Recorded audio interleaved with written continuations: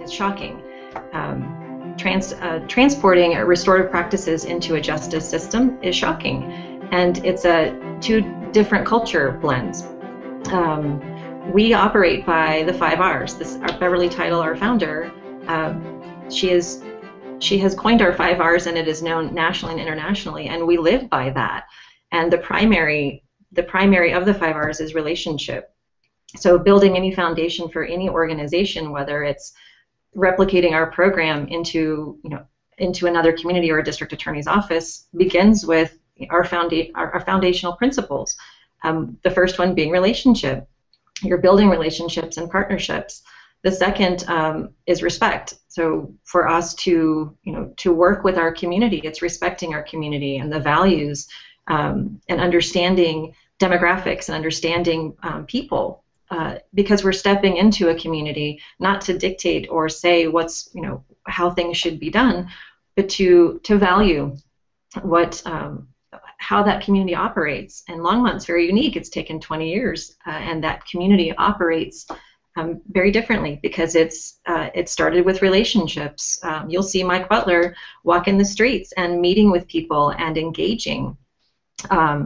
The third for us is responsibility. So of the 5 R's, the third is responsibility, and we have a significant responsibility to engage with our community and be good stewards of our program and our resources to assist and really be leaders for restorative justice the way that it's meant to be implemented. So again, replicating a program really starts with the people. It starts with your team and volunteers and the community. And I love that. For you. Sorry about that.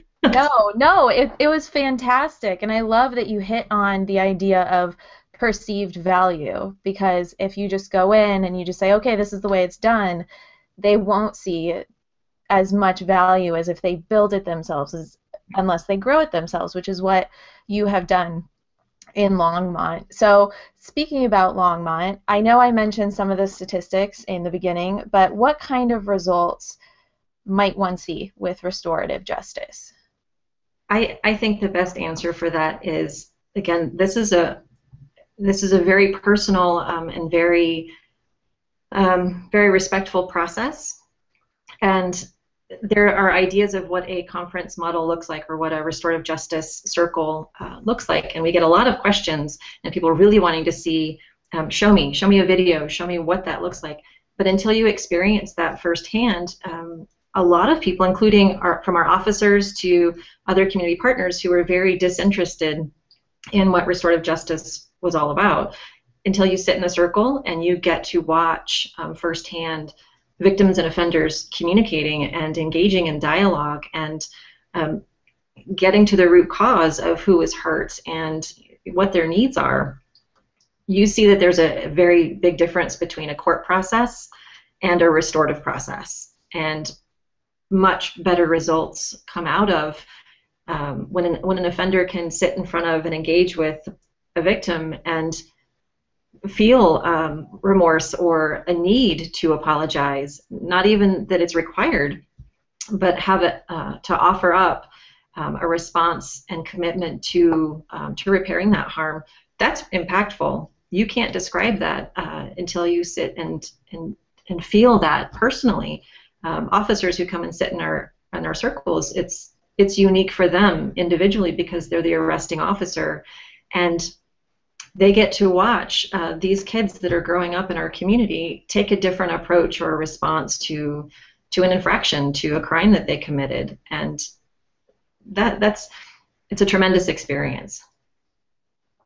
Definitely. It sounds very personal. I can rattle off statistics all day, right? And we did have a couple of new statistics which John may have shared with the audience, but statistics are one thing, but having that personal one-on-one connection, that relationship, and seeing someone who did something that they probably aren't proud of and then become a better person after that is probably a very unique, a very inspiring process. And I imagine that's part of how you gain your volunteers. They experience that process and then they want to become a part of it.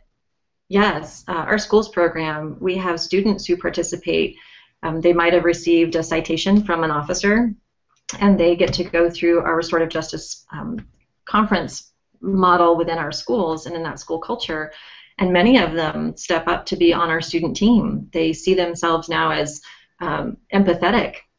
They have gone through a process and now want to be leaders and participate with their peers in a meaningful way. And that's, again, that's that grassroots culture building community that we all crave. And many communities that want to see restorative justice, thrive, that's the very basic beginning foundation of that is, again, at the human level.